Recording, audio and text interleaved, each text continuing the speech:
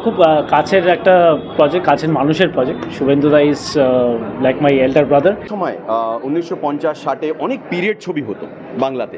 তারপর পিরিয়ড ছবি হওয়াটা কমে গেছিল।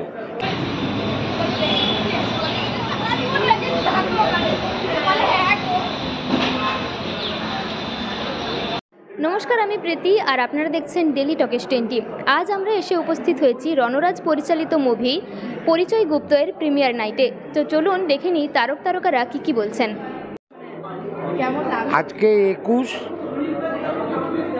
সেই অনুযায়ী আজকের ছবি ঠিক ছবি, বাঙালি ছবি, একটা অন্য ধরনের অন্য স্বাদের ছবি, এইটুকুই বলতে পারি। সবাই দেখা উচিত। দেখুন, এক সময় 1950-60 অনেক পিরিয়ড ছবি হতো বাংলাতে। তারপর পিরিয়ড ছবি হওয়াটা কমে গেছিল। কেন, পিরিয়ড ছবি করতে অনেক খরচা লাগে এবং পিরিয়ড ছবি অনেক রিস্কি।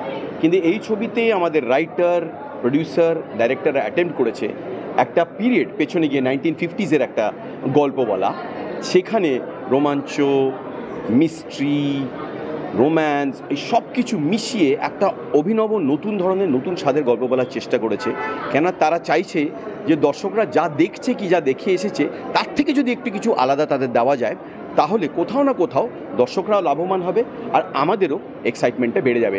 তাহলে আরও এই ধরনের ছবি হবে, আমরা আরও ভালো কাজ করতে পারবো।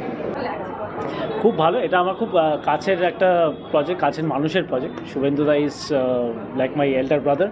তো সেটার জন্য ভেরি এক্সাইটেড। অনেক দিন ধরে একদম আমি সমস্ত আপডেট পেতে থাকছিলাম যে কীভাবে কী এগোচ্ছে। ফাইনালি ইটস রিলিজিং অ্যান্ড এটাই এক্সপেক্ট করবো যে দর্শকের যেন খুব ভালো লাগে, খুব পজিটিভ ফিডব্যাক যেন আসে। So all the very best of luck to the entire team. Fingers crossed. একদম একদম একদম নামটা তাই সাজেস্ট করে। ইভেন ট্রেলারটা দেখেও আমার ওরকমই ইম্প্যাক্টফুল মনে হয়েছে। So let's see. এখন সবই দাঁড়িয়েছে হচ্ছে দর্শকদের কেমন লাগে।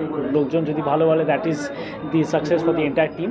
So let's hope for the best and I am very confident যে লোকজনের খুব ভালো লাগে।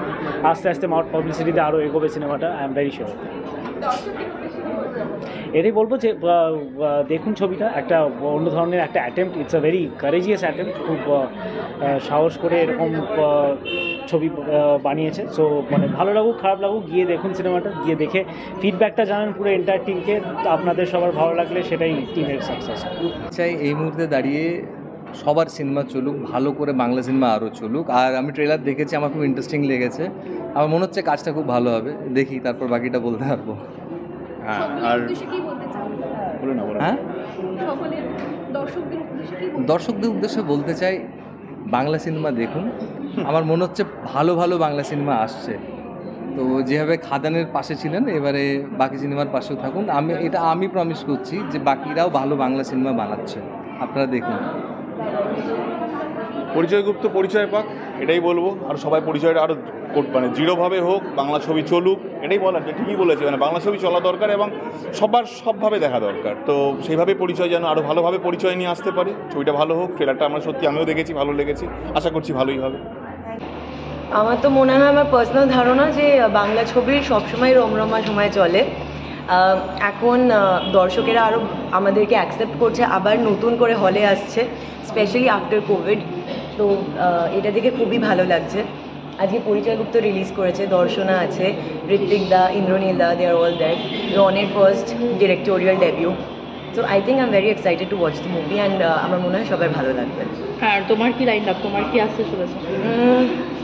রনের পরবর্তী সিনেমা, সে তো এখন বোঝে না। আর তারপরে দেবী চৌধুরানী ফার্স্ট আহমেদ।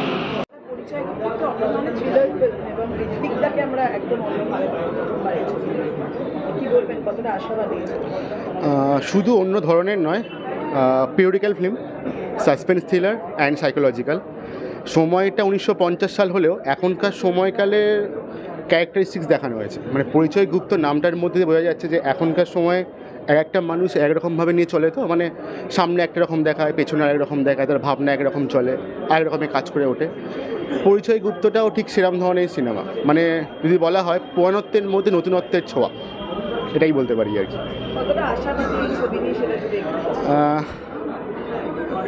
3 বছর ধরে ছবিটা নিয়ে কাজ করছি। তো আশা তো অবশ্যই আছে, না হলে আজকের দিনে পৌঁছাতো না ছবিটার জন্য। আর সবার বাচ্চার উপর তো আশা থাকেই, ফার্স্ট সেকেন্ড থার্ড হবে কিনা বলতে পারবো না, ভালো কিছু করবে এটাই আশা আছে।